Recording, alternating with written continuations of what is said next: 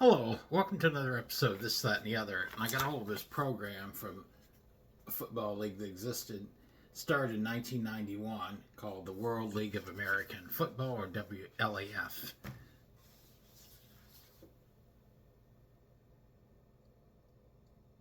They were described by the New York Times as the first transatlantic major sports league and began play on March 23rd, 1991.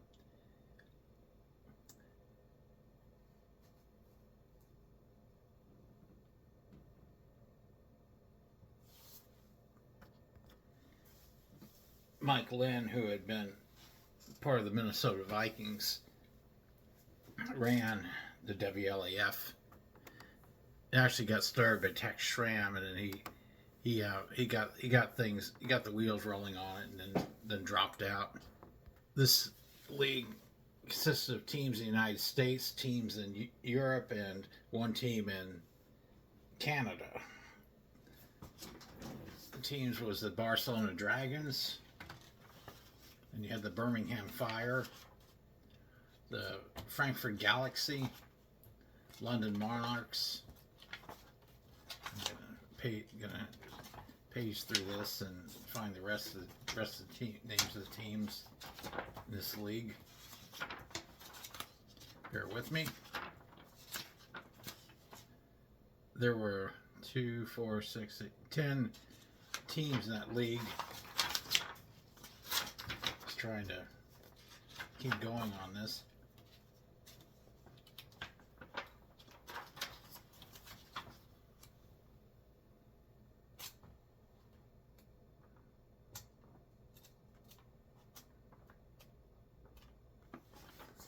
Okay, and you had the Montreal Machine,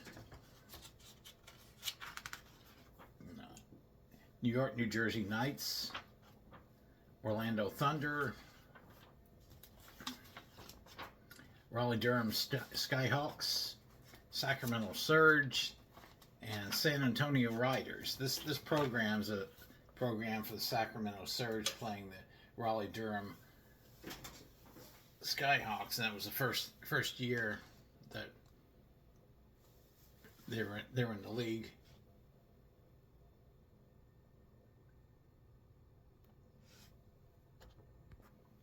All three division champions, in addition to a team with the best record who didn't win its division, made the playoffs. The winners of 2 playoff games played in the league championship, called the World Bowl.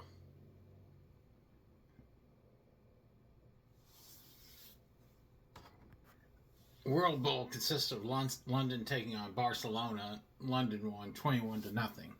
I believe Stan Gelbach was the quarterback of the London Monarchs, if I'm not mistaken, that year.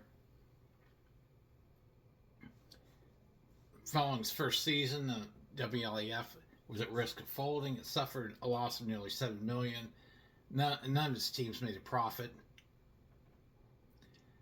Also, television ratings on ABC and USA Network were poor.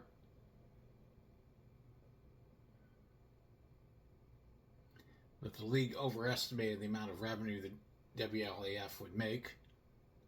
The league's television contracts were also at risk due to poor ratings, with USA Network having lost money. WLAF averaged around 26,000 fans a game in its first season. European teams had a higher attendance than the North American teams. Ultimately, the NFL decided to bring the league back for second season in 1992. The league name was shortened to World League by the officials. I believe the Raleigh-Durham Skyhawks went winless that first year. They folded and were replaced by the Ohio Glory. World League only had teams in the U.S. for 1991, 1992. Following that, the league was around from 1995 to 2007.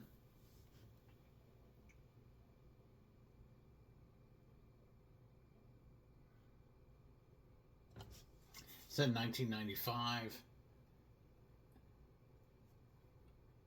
All three of the original European teams returned, along with the Birmingham Fire, who were rebooted as the Dusseldorf-based Rhine Fire, and 2 additional new teams, the Amsterdam Admirals and Scottish Claymores. Each team was required to have 7 local players on their 40-man roster.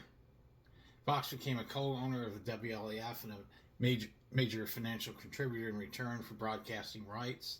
The league was renamed the NFL Europe League, NFLEL, in 1998. London Monarchs were renamed the England Monarchs in an attempt to spur attendance, which had fallen below 10,000 per game. The Monarchs would fold the following season, replaced by the Berlin Thunder.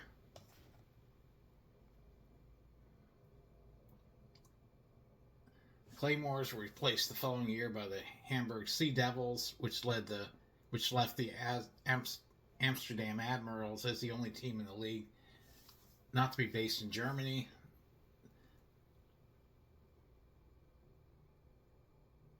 Accordingly, the league changed its name to NFL Europa in 2006, ahead of the league's 15th season, to reflect the league's focus on Germany and the Netherlands. July 29, 2007, less than a week after the World Bowl, the NFL announced the closure of the NFL Europa. League was losing a reported $30 million a year, and the NFL had decided to shift their strategy in marketing football abroad towards holding NFL regular season games outside the United States. NFL owners who funded the league were reportedly dissatisfied with NFL Europa's lack of revenue, as well as its decreasing success in player development.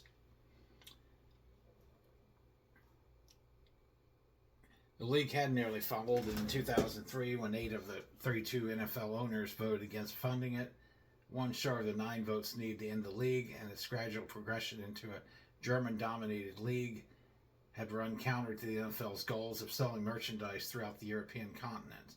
So basically, I guess the football only ended up being popular in Germany at the end, and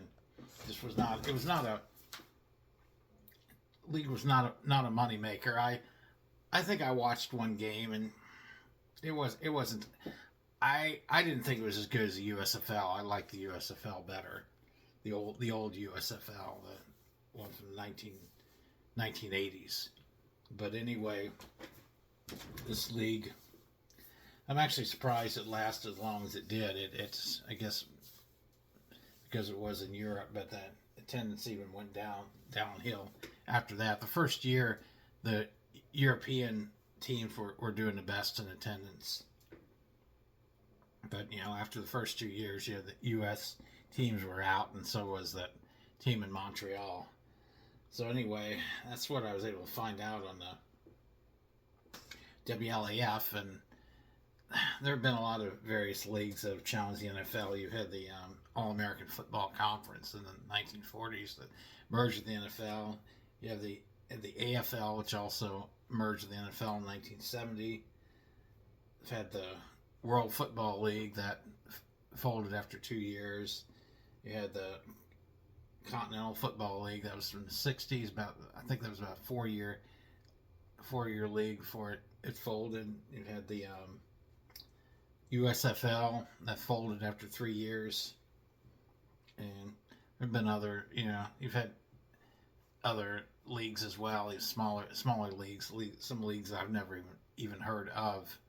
But anyway, that was what I was able to find out on the history of that WLAF. And like I said, I'm looking for ideas on shows to do in the future, on shows about preserving history, especially obscure aspects of history. If it's feasible, I will research it and base a show on it. That being said, like, subscribe, share. As always, thanks for watching.